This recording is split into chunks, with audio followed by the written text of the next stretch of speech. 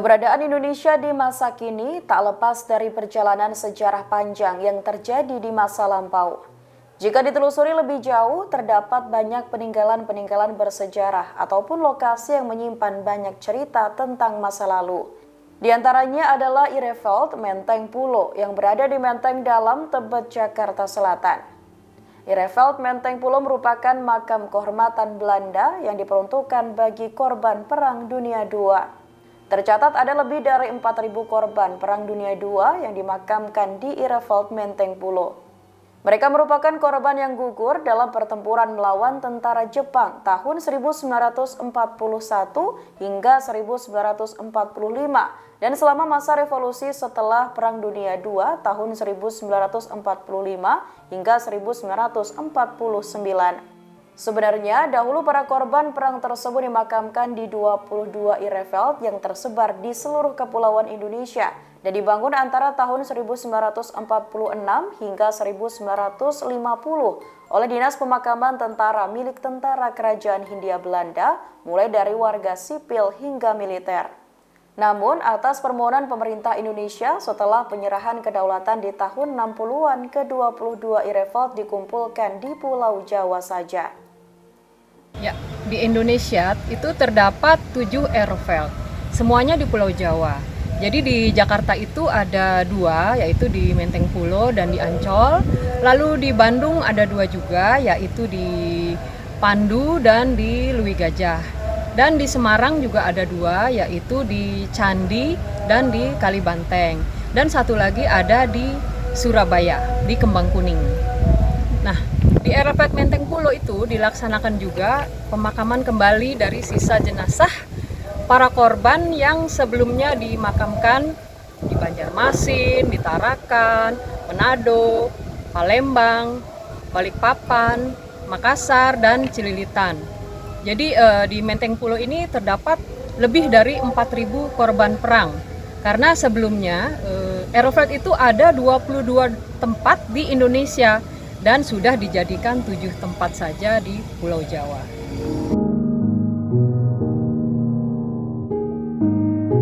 Ireveld Menteng Pulo adalah satu dari 7 makam kehormatan Belanda yang ada di Pulau Jawa dan dikelola oleh Oorlogsgraven Stichting atau Yayasan Makam Kehormatan Belanda. Korban yang dimakamkan di sini merupakan orang-orang Belanda dan Indonesia. Ada laki-laki, wanita, bahkan sampai anak-anak yang wafat di kamp tahanan Jepang dan para militer Belanda yang gugur pada masa revolusi. Di Ireveld Menteng Pulo ini adalah Ireveld makam korban Perang Dunia Kedua. Di sini ada 4.000 makam korban Perang Dunia, di mana sebagian besar adalah warga sipil. Jadi di sini adalah warga Belanda dan ada warga Indonesia.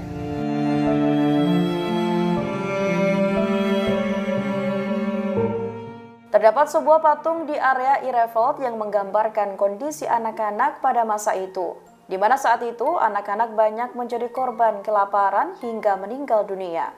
Jadi kita lihat kalau di lokasi makam anak-anak ada sebuah patung yang menggambarkan kondisi pada saat itu, di mana korban anak-anak tersebut adalah korban di kaum tawanan Jepang.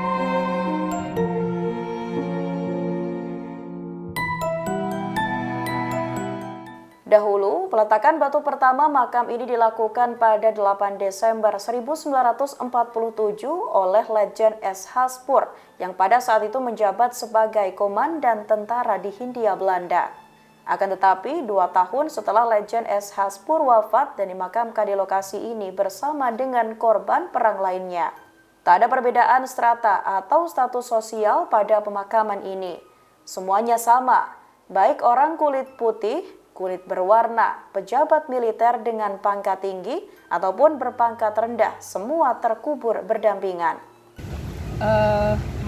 Karena makam ini diperuntukkan untuk makam korban perang ketika Perang Dunia Kedua terjadi. Jadi di sini mereka semua adalah korban.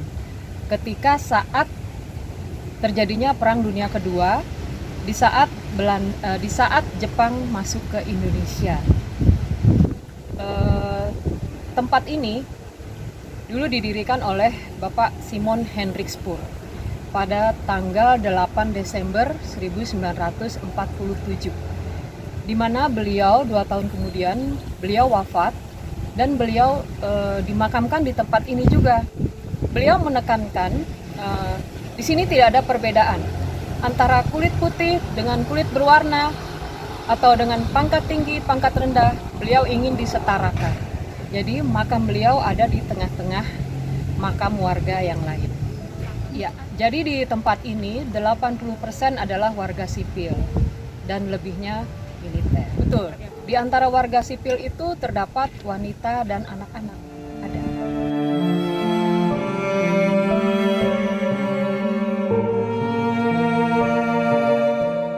Deretan ribuan nisan tertata rapih di Taman Makam Kehormatan Belanda Ereveld Menteng Pulo ini. Tepat di sebelah pintu masuk pada sisi kiri merupakan deretan makam korban perang yang beragama Islam. Hal ini ditandai dengan bentuk nisan yang memiliki 3 kengkungan di bagian atasnya. Sementara pada sisi lain terdapat nisan dengan bentuk salib untuk makam bagi jenazah laki-laki beragama Kristen, nisan berbentuk salib dengan lengkungan untuk makam bagi jenazah perempuan beragama Kristen, nisan berbentuk panjang untuk makam agama Buddha, dan nisan berbentuk bintang segi 6 untuk makam orang Yahudi. Selain itu, ada pula nisan berbentuk persegi 5 untuk makam massal yang diisi oleh beberapa jenazah. Di salah satu sisi juga tertulis 94 nama prajurit Angkatan Darat Kerajaan Belanda yang gugur dalam kurun waktu 1946 hingga 1962 di kawasan Hindia Belanda dan Irian Barat. Oh iya, di tempat ini ada 4 agama. Jadi kalau yang salib itu adalah simbol dari korban yang dimakamkan beragama Kristen. Lalu salib yang ada sedikit ada bunganya itu agama Kristen tapi perempuan. Lalu yang seperti membulat ke atas itu adalah agama Buddha. Lalu ada juga yang berbentuk bunga itu ada agama Muslim. Lalu ada juga yang seperti bintang 5 itu adalah agama Yahudi.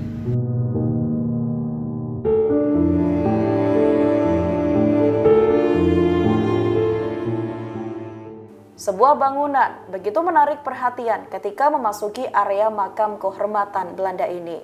Bangunan ini disebut sebagai Gereja Simultan, yakni sebuah bangunan yang didirikan dengan batu bata yang diplester dan juga dicat putih. Gereja Simultan tidak digunakan untuk ibadah seperti gereja umumnya. Akan tetapi, gereja ini digunakan sebagai tempat acara peringatan dan upacara yang dilakukan di Ereveld untuk semua agama. Oleh sebab itu, bangunan ini juga dihiasi dengan simbol agama Kristen, Islam, Buddha, dan Yahudi di atas menara gereja.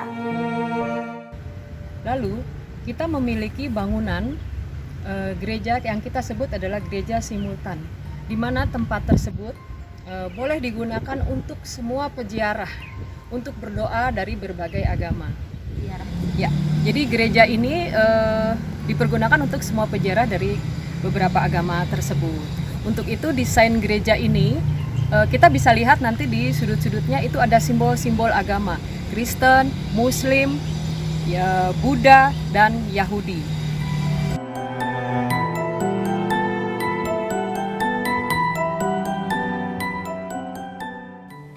Bagian yang paling tinggi dari bangunan ini ialah menara gereja yang tingginya mencapai 22 meter.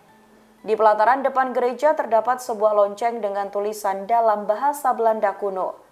Bagian tengah daun pintu gereja ini dihiasi dengan besi tempa berbentuk simbol-simbol ciptaan Tuhan.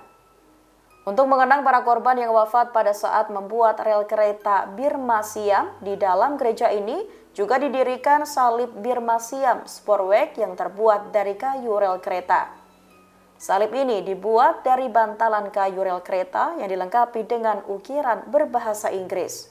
Oh iya, betul. Di dalam gereja nanti kita akan menemukan kayu salib. Kayu salib tersebut dibawa dari bantalan kereta api. Itu adalah simbol sebagai korban Jepang yang dulu bekerja membangun kereta api di Burma.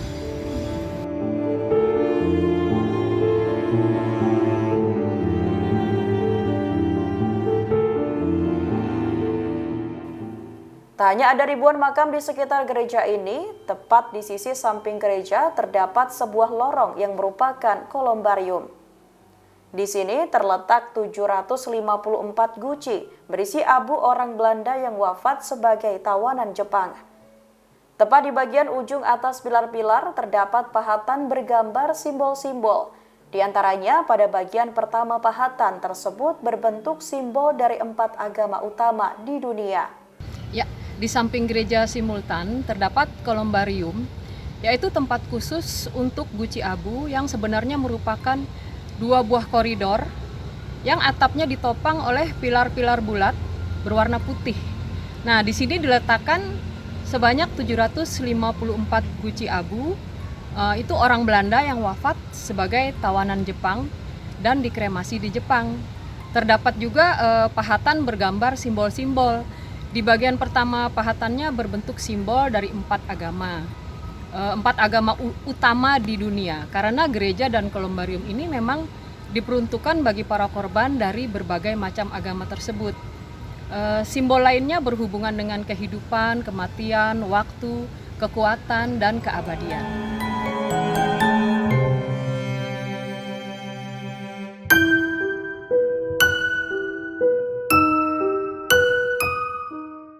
Irefeld Menteng Pulo ialah satu dari beberapa bukti sejarah di masa lampau yang bisa ditemui di kota Jakarta. Pemakaman ini menjadi tempat peristirahatan terakhir bagi 4.000 lebih korban yang gugur selama Perang Dunia Kedua. Meski sudah puluhan tahun lamanya, deretan makam di sini berwarna putih bersih, berjejer rapih, berdampingan. Inilah sepenggal kisah di balik Irefeld Menteng Pulo sebagai sisi lain metropolitan.